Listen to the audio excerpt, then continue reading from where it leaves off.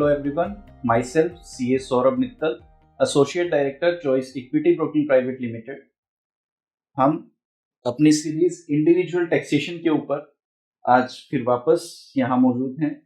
इस सीरीज के अंदर हम डिस्कस करते हैं कुछ ऐसे इनकम टैक्स से रिलेटेड कॉन्सेप्ट्स जो एक इंडिविजुअल एसएससी के लिए बहुत इंपॉर्टेंट है, जिनका बेनिफिट लेके वो टैक्स बचा भी सकता है और अपने कंप्लायंसेस के अंदर भी कहीं ना कहीं फायदा उठा सकता है इनकम टैक्स से रिलेटेड। इसी सीरीज के अंदर हमने लास्ट एपिसोड में कवर किया था एलटीसीजी ग्रैंडफादरिंग कॉन्सेप्ट। ये कॉन्सेप्ट बेसिकली उनसे रिलेटेड है जो शेयर्स के अंदर डील करते हैं, इन्वेस्टमेंट करते हैं। क्योंकि गवर्नमेंट ने अब लॉन्ग टर्म कैपिटल गेन को टैक्सेबल कर दिया है, तो कैसे एलटीसीजी को आप मिनिमाइज कर सकते हैं और एलटीसीजी के ऊपर आप कैसे मिनिमम टैक्स पे कर सकते हैं, ये हमने लास्ट वीडियो के अंदर डिस्कस किया था। इसी सीरीज में इस एपिसोड में हम कवर करेंगे कि do we need to pay tax on the sale of ancestral property. पैतृक संपत्ति पे भी हमें टैक्स पे करना होगा अगर हम उन्हें बेचते हैं, तो क्या ऐसा एक्चुअल में है? Yes, we need to pay tax on ancestral property. आज के इस एपिसोड में हम देखेंगे कि किस चीज को हम एंसेस्ट्रल प्रॉपर्टी में कवर करेंगे, कब एंसेस्ट्रल प्रॉपर्टी के ऊपर टैक्स पेबल होगा, या तो उस टाइम पे जब आप उस प्रॉपर्टी को इनहेरिट करते हैं या फिर आप उस प्रॉपर्टी को सेल करते हैं, कब आपको टैक्स पे करना रहेगा। तो चलिए शुरू करते हैं हम आज का ये video. So first of all हमें ये समझना होगा कि एंसेस्ट्रल प्रॉपर्टी की डेफिनेशन में आएगा क्या। एज सच एंसेस्ट्रल प्रॉपर्टी की डेफिनेशन इनकम टैक्स एक्ट के अंदर कहीं डिफाइंड नहीं है। तो क्योंकि ये इस एक्ट के अंदर डिफाइंड नहीं है, तो हम अंडरस्टैंडिंग के लिए रेफर कर रहे हैं मिताक्षरा स्कूल ऑफ लॉ, जहां एंसेस्ट्रल प्रॉपर्टी को डिफाइन किया गया है। और as per this law ancestral property के अंदर वो प्रॉपर्टी कंसीडर की जाएगी जो आपको अपने फादर से मिल रही है, अपने ग्रैंडफादर से मिल रही है, या फिर अपने ग्रेट ग्रैंडफादर से मिल रही है। लेकिन यहाँ पे जो फैक्टर इंपॉर्टेंट है एंसेस्ट्रल प्रॉपर्टी के पॉइंट ऑफ व्यू से, वो होगा कि हमारे पैटर्नल एंसेस्टर्स कंसीडर होंगे एंसेस्ट्रल प्रॉपर्टी के पॉइंट ऑफ व्यू से। आपके मैटरनल एंसेस्टर्स से मिली हुई कोई भी संपत्ति को आप एंसेस्ट्रल प्रॉपर्टी नहीं कंसीडर कर सकते। फॉर एग्जांपल, अगर आपके मामा से आपको कुछ भी प्रॉपर्टी मिल रही है एज इनहेरिटेंस, तो वो आपकी एंसेस्ट्रल प्रॉपर्टी नहीं कंसीडर की जाएगी। ओनली अगर आपके पिताजी, आपके दादाजी या उनके फादर से अगर कोई प्रॉपर्टी आपके पास शिफ्ट हो रही है इनहेरिटेंस, तो ही आप उसको एंसेस्ट्रल प्रॉपर्टी कंसीडर करेंगे as per the Mitakshara school of law. एक जो इंपॉर्टेंट चीज 2005 के बाद में देखा गया है हिंदू सक्सेशन एक्ट के अंदर, 2005 से पहले ओनली मेल मेंबर्स को अगर एंसेस्ट्रल प्रॉपर्टी इनहेरिटेंस में मिली थी तो उसको एंसेस्ट्रल प्रॉपर्टी कंसीडर किया जा रहा था। फीमेल्स के लिए ये एप्लीकेबल नहीं था। बट क्योंकि 2005 में जब अमेंडमेंट आया हिंदू सेक्शन एक्ट के अंदर, तो फीमेल मेंबर्स को भी अगर कोई प्रॉपर्टी मिलती है अपने पूर्वज से, अपने कोई पैतृक संपत्ति मिलती है, एंसेस्ट्रल प्रॉपर्टी मिलती है, तो भी इनकम टैक्स के पर्पज से वो एंसेस्ट्रल प्रॉपर्टी कंसीडर की जाएगी due to amendment in the Hindu succession act.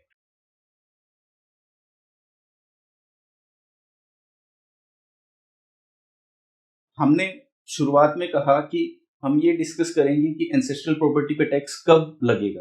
तो क्योंकि इस केस के अंदर दो मेजर इवेंट रहते हैं, एक जब आप उस प्रॉपर्टी को इनहेरिट करते हैं अपने एंसेस्टर्स से। So at the time of inheritance क्या मुझे किसी प्रकार का टैक्स पे करने की जरूरत है? तो हम आपको क्लियर करना चाहते हैं कि at the time of inheritance अगर आपको कोई property as an ancestral property मिलती है अपने एंसेस्टर से, तो वो इनकम टैक्स एक्ट के अंदर एग्जम्प्ट होगी under section 56(2)(10). Next, at the time of sale अगर आपको कोई प्रॉपर्टी अपने एंसेस्टर से मिलती है, जब इनहेरिट किया तब टैक्स नहीं दिया, बट अगर आप उस प्रॉपर्टी को फ्यूचर के अंदर सेल करते हैं किसी भी ईयर के अंदर जाके, तो आपके ऊपर कैपिटल गेन के प्रोविजंस एप्लीकेबल होंगे। इधर it is short term capital gain or a long term capital gain, and accordingly आपको सेल के टाइम पे इनकम टैक्स पे करना पड़ेगा एज पर दी कैलकुलेशन जो इनकम टैक्स एक्ट के अंदर प्रिस्क्राइब की गई है।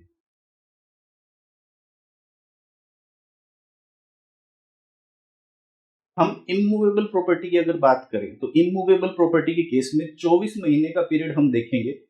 अगर प्रॉपर्टी आपके पास मतलब आपके एंसेस्टर्स के पास 24 महीने या उससे ज्यादा पीरियड के लिए थी और उस 24 महीने और उससे ज्यादा पीरियड के बाद में आप उस प्रॉपर्टी को सेल कर रहे हैं, उसके अंदर आपके ऊपर लॉन्ग टर्म कैपिटल गेन लगेगा और आपको 20.80% की रेट से इनकम टैक्स पे करना होगा as income from capital gain on ancestral property.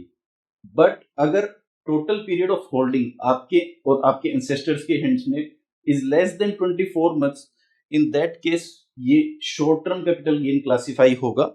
और जो आपके नॉर्मल इनकम टैक्स के स्लैब रेट्स हैं जिसके अंदर 5%, 10%, 5%, 20% और 30% इन तीनों के अंदर कैलकुलेट होते हुए और आपके ऊपर इनकम टैक्स कंप्यूट किया जाएगा।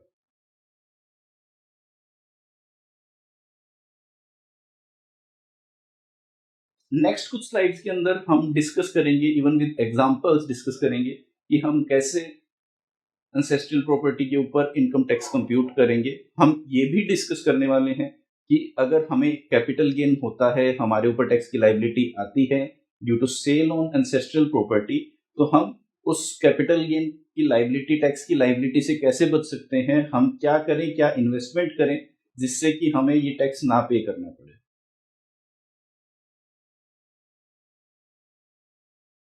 तो कैलकुलेशन के पॉइंट ऑफ व्यू से अगर हम डिस्कस करें तो कुछ बेसिक चीजें हैं जो हमारी नॉलेज में जरूर होनी चाहिए जब हम एंसेस्ट्रल प्रॉपर्टी को सेल कर रहे हैं और उसके ऊपर कैपिटल गेन की कैलकुलेशन कर रहे हैं। तो उसके लिए मुझे पता होना चाहिए कि कॉस्ट ऑफ एक्विजिशन क्या है। जनरली अगर मैं खुद कोई चीज परचेज कर रहा हूं तो मुझे आइडिया रहेगा, मुझे पता होगा कि उसकी कॉस्ट ऑफ एक्विजिशन क्या है। बट अगर एंसेस्टर्स ने कुछ प्रॉपर्टी आपको इनहेरिट किया है तो उस केस में भी आपको आइडिया होना चाहिए, आपको पता होना चाहिए कि उनकी कॉस्ट ऑफ एक्विजिशन उनके हैंड में कितना था। अपार्ट फ्रॉम दैट ये कुछ टेक्निकल चीजें हैं जो आपको पता होनी चाहिए। ये इनकम टैक्स एक्ट के अकॉर्डिंग, उनके रूल्स रेगुलेशन के अकॉर्डिंग कॉस्ट इन्फ्लेशन इंडेक्स है जो हर साल इनकम टैक्स डिपार्टमेंट नोटिफाई करता है। तो ये आपको ईयर ऑफ एक्विजिशन का भी पता होना चाहिए और ईयर ऑफ सेल का भी पता होना चाहिए। इसके अलावा ये दोनों के बेसिस पे आप कॉस्ट ऑफ एक्विजिशन को इंडेक्स कॉस्ट ऑफ एक्विजिशन के अंदर कंसीडर कर सकते हैं और आपके पास फेयर मार्केट वैल्यू होनी चाहिए उस प्रॉपर्टी की एज ऑन 2001, 1 अप्रैल 2001। सो ये सब चीजें अगर आपके पास होंगी तो आप कैपिटल गेन कंप्यूट कर पाएंगे, इनकम टैक्स कंप्यूट कर पाएंगे एंसेस्ट्रल प्रॉपर्टी पे। अगले एग्जांपल में हम देखेंगे कि ये कैसे कंप्यूटेशन वर्क करेगा। हमने लास्ट स्लाइड के अंदर पढ़ा कि कॉस्ट ऑफ एक्विजिशन हमें चाहिएगा, but basically cost of acquisition है क्या। तो यहाँ पे ये समझना बहुत जरूरी है कि कॉस्ट ऑफ एक्विजिशन आपको आपके एंसेस्टर्स के हैंड्स में देखना है जब उन्होंने इनिशियली उस प्रॉपर्टी को एक्वायर किया था। आपके हैंड्स में कॉस्ट ऑफ एक्विजिशन नहीं कंसीडर होती, ये बेसिकली जब आपके एंसेस्टर्स ने प्रॉपर्टी खरीदी थी उस टाइम का कॉस्ट ऑफ एक्विजिशन आपको लेना पड़ेगा जो आपकी बाइंग प्राइस थी।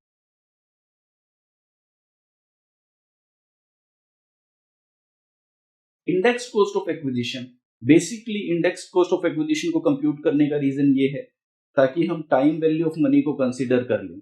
अगर हमने कोई चीज 100 रुपए में या 100 रुपए में आज से 20 साल पहले खरीदी थी तो ऑब्वियसली वो आज वही चीज मुझे 100 रुपए में नहीं मिल सकती। तो वैसे ही अगर मैंने कोई प्रॉपर्टी 1 करोड़ रुपए में 1980 के अंदर खरीदी थी तो उसका वैल्यू आज के दिन काफी ज्यादा होगा। इस पर्पज से इनकम टैक्स डिपार्टमेंट हमें इंडेक्सेशन देता है, हर ईयर इंडेक्सेशन इंट्रोड्यूस किया जाता है पिछले साल के बेसिस पे और इस साल की महंगाई दर की बेसिस पे। सो अकॉर्डिंगली हम कॉस्ट ऑफ एक्विजिशन को इंडेक्सेशन से मल्टीप्लाई करके इस साल की इंडेक्स, इस ईयर के बेसिस पे इंडेक्स्ड कॉस्ट ऑफ एक्विजिशन निकालते हैं जो कि हमारी कैपिटल गेन कंप्यूट करने में हेल्प करेगा।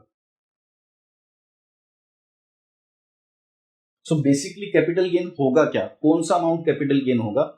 द अमाउंट ऑफ सेल जो एक्चुअली मैंने अब एंसेस्ट्रल प्रॉपर्टी को बेच के जो मुझे मिला, subtracted cost of indexed cost of acquisition, मतलब जो मेरी कॉस्ट ऑफ एक्विजिशन थी और उस पर मैंने टाइम वैल्यू ऑफ मनी का फैक्टर कंसीडर कर लिया है, तो वो जो मेरी इंडेक्स्ड कॉस्ट ऑफ एक्विजिशन निकल के आई है, इन दोनों का जो डिफरेंस होगा वो मेरा कैपिटल गेन होगा। इन सम केसेस हो सकता है कि ये कैपिटल लॉस भी निकल आए जहां पे इंडेक्स कॉस्ट ऑफ एक्विजिशन मेरा सेल वैल्यू से ज्यादा हो, ऐसी भी पॉसिबिलिटी हो सकती है।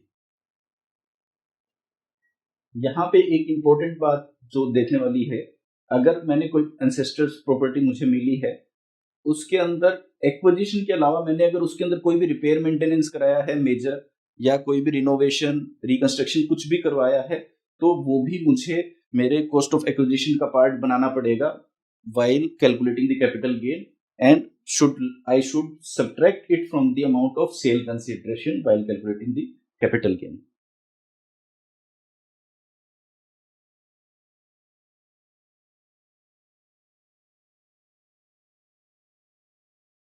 जो हम बात कर रहे थे फेयर मार्केट वैल्यू की, क्योंकि as per the recent income tax guidelines हम इंडेक्सेशन के पर्पज से यूज करता, कॉस्ट ऑफ इंडेक्स यूज करते हैं 2001 का। तो अगर कोई प्रॉपर्टी मेरी 2001 से पहले की एक्वायर की हुई है मेरे एंसेस्टर्स के द्वारा, तो उस केस के अंदर मुझे कॉस्ट ऑफ एक्विजिशन या फिर फेयर मार्केट वैल्यू जो कि 1 अप्रैल 2001 को है, इन दोनों में जो भी हायर अमाउंट होगा उसको मैं मेरा cost of acquisition as on 1 April 2001 consider कर सकता हूं for the purpose of calculation of indexed cost of acquisition.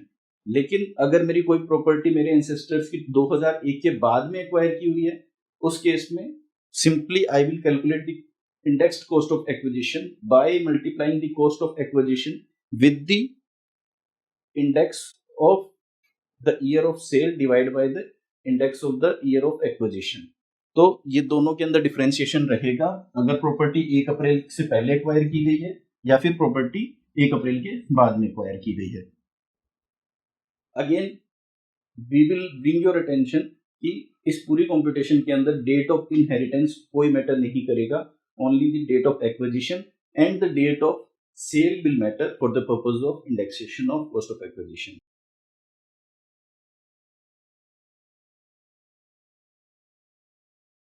हम एक एग्जांपल लेते हैं यहाँ पे मिस्टर एक्स का, जिन्होंने एक इमूवेबल प्रॉपर्टी एक्वायर की थी 1968 के अंदर मिस्टर वाई से। उनकी कॉस्ट ऑफ एक्विजिशन इस केस के अंदर है 10 लाख रुपीस।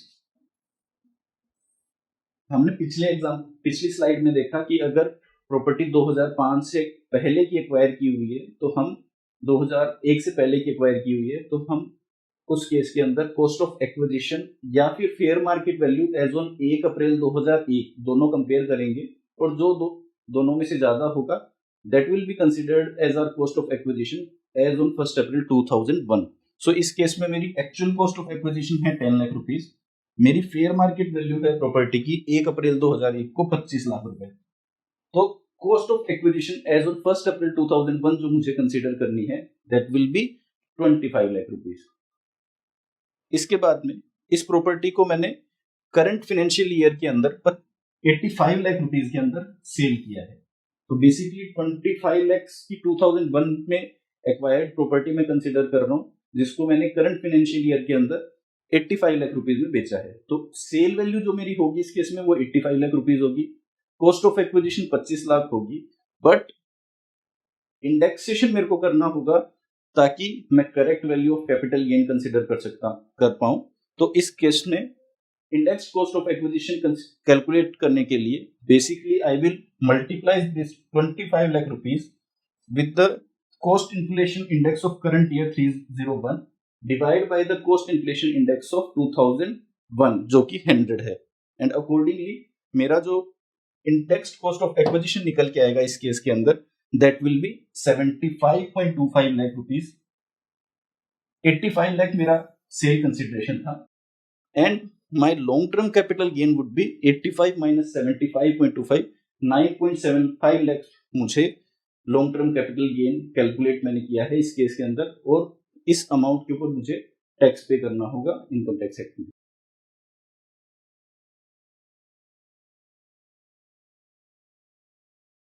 पिछला एग्जांपल हमने लिया जब हमने प्रॉपर्टी 2005 से 2001 से पहले एक्वायर की है।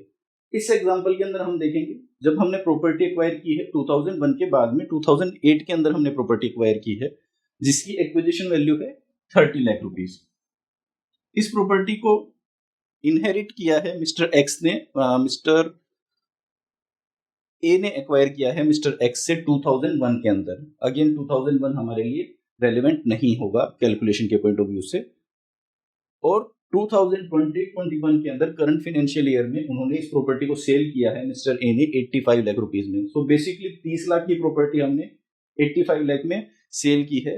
2008 का परचेज है एंड 2020-21 का सेल है। 2020-21 का मेरा कॉस्ट इन्फ्लेशन इंडेक्स है 301, जबकि 8-9 का मेरा कॉस्ट ऑफ इंडेक्स है 137। So in order to compute the capital gain on this transaction मुझे index cost of acquisition consider करना है, जो कि होगा मेरा 30 lakhs into 301 divide by 137। Accordingly जो मेरा कैपिटल गेन निकल के आएगा इस ट्रांजेक्शन में वो होगा 85 lakh minus 65.91। Accordingly 19.09 lakh will be my long term capital gain on this transaction, जहां पे मैंने इंडेक्सेशन का बेनिफिट ले लिया मेरे एंसेस्ट्रल प्रॉपर्टी पे।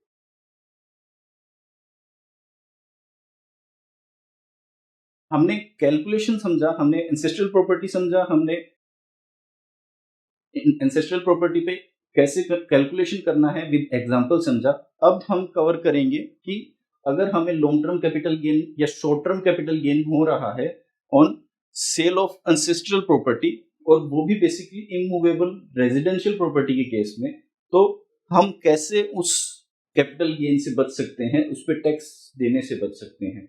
तो इनकम टैक्स एक्ट के अंदर 2-3 ऐसे ऑप्शंस हैं जिसकी हेल्प से सेल प्रोसीड्स को अगर आप इन्वेस्ट कर देते हैं या आपकी कैपिटल गेन प्रोसीड्स को आप इन्वेस्ट कर देते हैं, तो आप इस लॉन्ग टर्म कैपिटल गेन के ऊपर, इस कैपिटल गेन के ऊपर टैक्स देने से बच सकते हैं। तो one of the option is आपको जितना भी अमाउंट कैपिटल गेन हो रहा है पूरे ट्रांजेक्शन में on the sale of ancestral property, आप उस अमाउंट को रेजिडेंशियल प्रॉपर्टी की परचेज के अंदर इन्वेस्ट कर सकते हैं। वो परचेज आप कंप्लीट कर सकते हैं या तो एंसेस्ट्रल प्रॉपर्टी की सेल के विद इन 1 ईयर बिफोर, या फिर आफ्टर 2 ईयर, या तो 1 साल पहले, या फिर सेल के विद इन 2 ईयर्स आप उसको एक रेजिडेंशियल हाउस प्रॉपर्टी के अंदर इन्वेस्ट कर सकते हैं।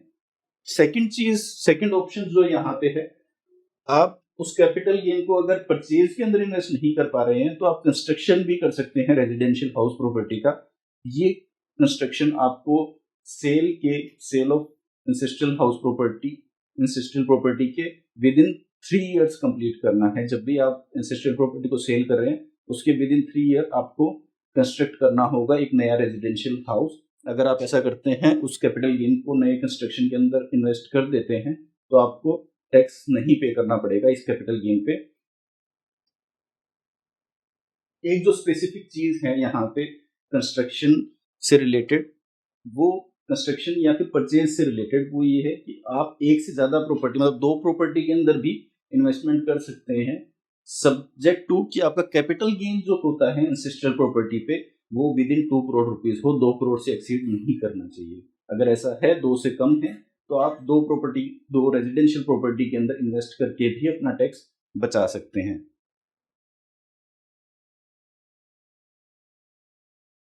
थर्ड जो ऑप्शन अवेलेबल है मुझे कैपिटल गेन से बचने के लिए, टैक्स से बचने के लिए एंसेस्ट्रल प्रॉपर्टी को सेल करने पे, that I can invest that capital gain in bonds.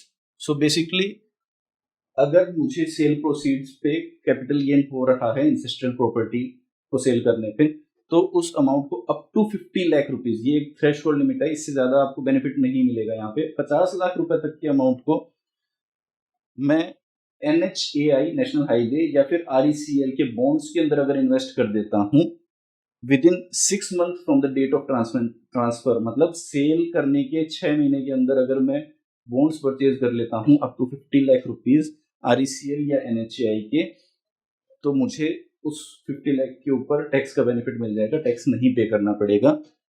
जो इम्पोर्टेंट चीज है यहाँ पे, इन बॉन्ड्स की लॉक इन पीरियड होता है 5 ईयर्स, तो आप 5 साल तक इन बॉन्ड्स को सेल नहीं कर सकते। ऑल्दो अगर आप इन्वेस्टमेंट करते हैं तो आप एंसेस्ट्रल प्रॉपर्टी पे होने वाले कैपिटल गेन से बच सकते हैं।